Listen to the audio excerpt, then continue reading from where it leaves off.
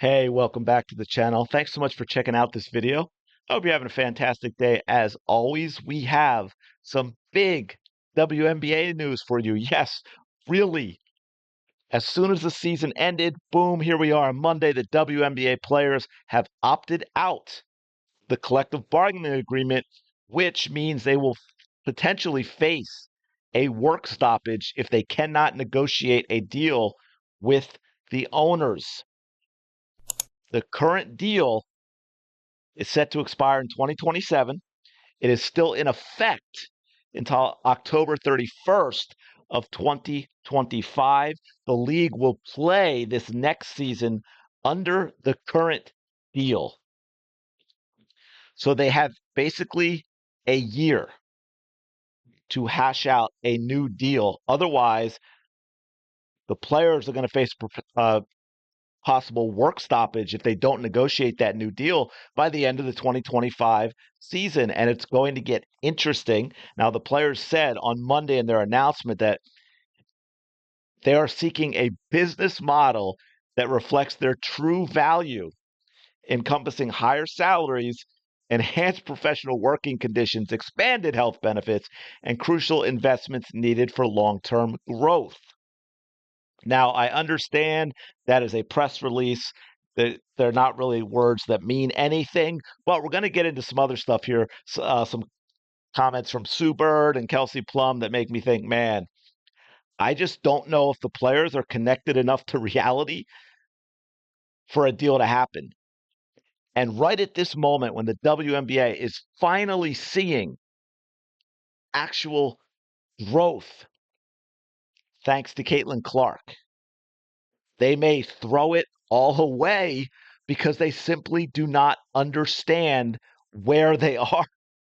I mean, and of course, I mean, it's a great time for them to do it. They think, and they're talking with the higher TV ratings that we've talked about, all the million viewer games and the attendance figures. We don't need to go through all of that again.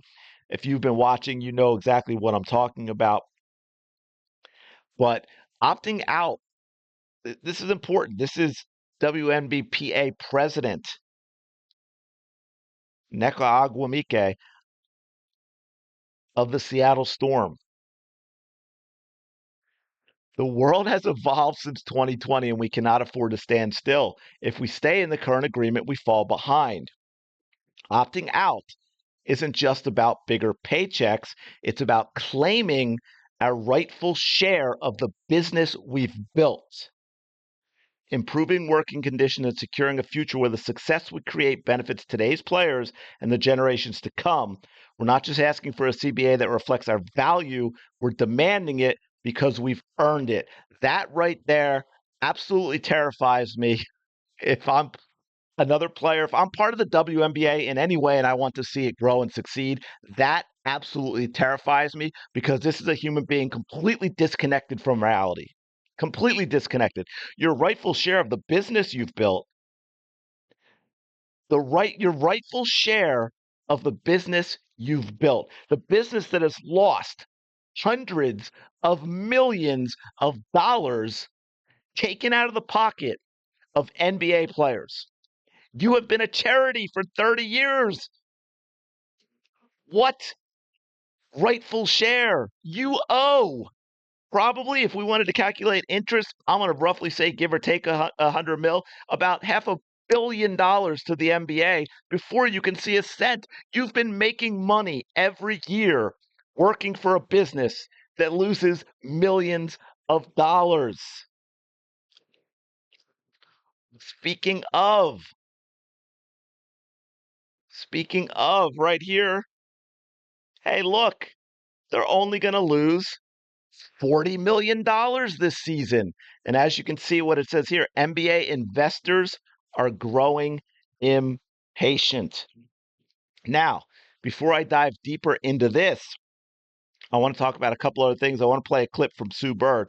Now, as you may or may not have heard, I didn't get a chance to do a video on it. I wanted, maybe I still will, although it might be old news at this point, about Angel Reese and her insane comments about how she can't afford to live off her WNBA salary when she's paying $8K a month in rent. Like I said, the disconnect is obscene. Now we know Angel Reese is making a lot of money in endorsements, but even if she wasn't, her WNBA salary for 4 months of work is more than what a typical American makes. Angel, you are not entitled to live somewhere that costs you $8,000 a month in rent. But again, this is nothing new. These players have been protected and cocooned in a bubble their entire lives because listen to what Sue Bird says here. This isn't very long. Pay attention to these words. I did get to make in the $250,000 range, which was wonderful. But for a large portion of my career, I was stuck at like 100, 110. I pretty much lost money playing in the WNBA, if I'm being honest. Like if you look at like inflation and stuff. So What the actual truck? Are you kidding me with this delusional, entitled crap? You got up $250,000 a year. You spent most of your career making six figures a year. And by the way, Sue Bird, for a lot of her career, played a lot fewer games now. We're talking about 3-4 months of the year that you worked to make six figures. This should make every hardworking person in this country absolutely pissed off at this delusional nonsense. Are you kidding me with this? And this right here, this is going to be the big obstacle. I mentioned Angel Reese complaining about not being able to pay her $8K a month rent on her WNBA salary. What you just heard from Sue Bird, what you heard from the Players Association. They have no idea how a business is run. They have no idea the reality of basic economics. They are going to be the biggest obstacle to a good deal. It's them. They're entitled, they're bratty, they're ignorant, they live in a bubble. These are players who have no idea at all how the real world works. They have been a charity, they have been getting handouts for 30 years. Let's take a look at this. $40 million they're going to lose. Now, I know that's a little higher than is typical, obviously. Part of that is because, thanks to Caitlin Clark, they got charter flights this year, even though the media rights deal doesn't kick in for, I think, in 2026, right? I believe it's 2026 is when it kicks in.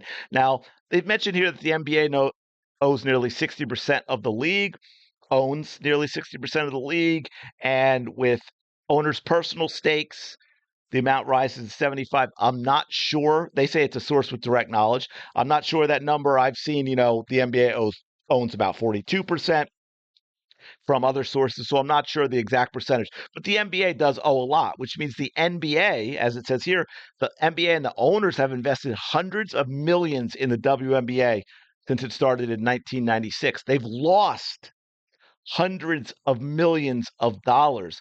Like this NBA team exec said to the Post, the WNBA owes the NBA so much, we won't see any windfall for years. And I would say, if ever, especially with what it's looking like for this collective bargaining agreement coming up and what the players are going to demand, I don't know that they'll ever see a profit. I don't know that the NBA will ever, they'll never, the owners aren't going to be alive long enough to receive a return on their investment. Again, we're talking about 250, $300 million, not including interest over the past 28 years.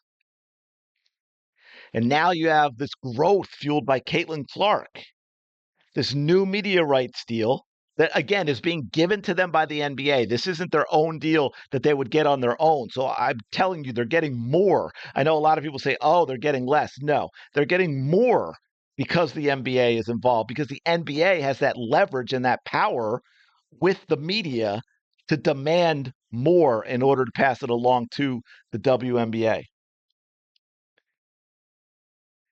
So we're starting to hear from some rumblings, shall we say, from owners that are saying, hey, you know what? Enough is enough. Now, it says here that the NBA, the WNBA could, because of the revenue deal, turn $40 million loss and a $60 million gain. It's not really that clear cut, though. Of course, there are other expenses involved and so forth. You're talking about getting into expansion and everything else, and who knows what the new CBA is going to look like. Like one NBA executive said here, we're not even getting any money from WNBA expansion fees, which is absolutely crazy because that's how a lot of them are surviving in MLS right now. Golden State owner last year, he agreed to pay $50 million expansion fee over 10 years to launch a WNBA team. Raptors minority owner Larry Tannenbaum this year paid $115 million for a Toronto team and a new practice center. None of the proceeds went to the NBA owners. Folks, the NBA is the reason that the WNBA exists. It says New York Knicks owner James Dolan's been pushing silver behind the scenes, which I think is important. I think the owners, they need to get it in gear in the NBA, and they need to start laying down the law, so to speak, for the WNBA. Well, I want to give you one more, just so you have an idea of the craziness of this, right? This is Kelsey Plum. I think this is a year or two ago, though, but talking about revenue share. We are not asking you to get paid what the men get paid.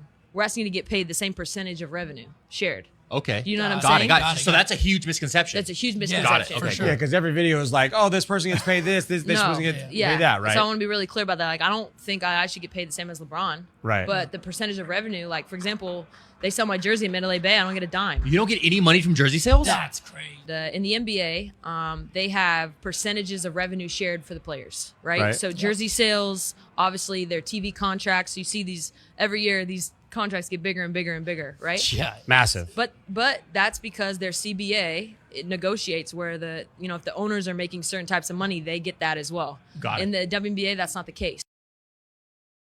Wow. Okay. First of all, Kelsey, I think it's the latest numbers we have are 2023. The NBA cleared just over $10 billion. The NBA was around 160, maybe 200 million in revenue. Huge difference. And guess what? There are costs.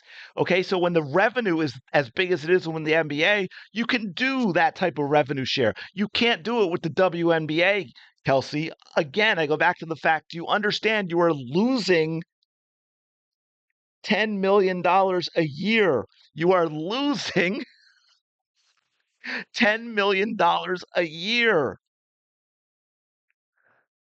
And again, Kelsey Plum is another example, and the way I bring that up is why I don't have a lot of hope for this CBA.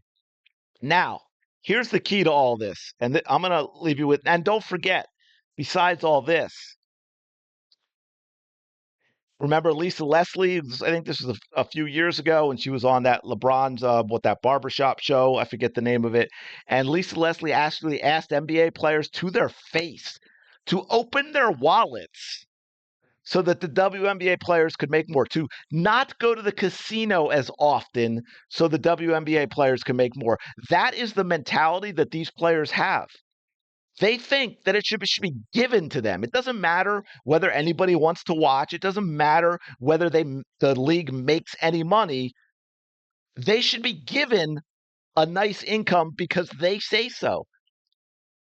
I mean, I don't know what you'd say to that type of mentality, which is why I say this. And I'm going to finish with this. Let me know your thoughts on all this in the comments below. The NBA needs to stop subsidizing the WNBA, clean break, get its money back, but don't put any more in. This is the only way to fix all the problems, because here's what would happen. In the reality of it, if the WNBA is separate, the players are going to make absolutely ridiculous, over-the-top demands that just are not feasible in reality. There will be a work stoppage, and eventually they're either going to have to cave or they're going to have to go into the real world and get real jobs.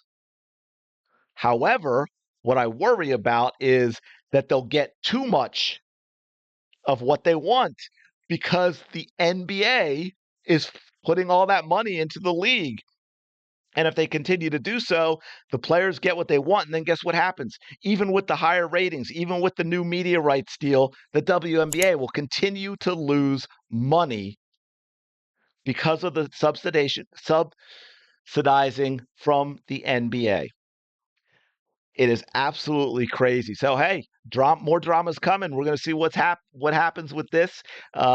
This also goes to, I think this is going to do a lot in free agency as well, because you're going to see a lot of players will be like, nobody's going to sign a deal, I don't think, for more than a year, right? I mean, why would you? It's all going to go, it's going to get all torn up, or there'll be a work stoppage. So let me know your thoughts in the comments below. Thank you so much for checking out this video. As always, please don't forget to like, comment, and subscribe, and I will talk to you later.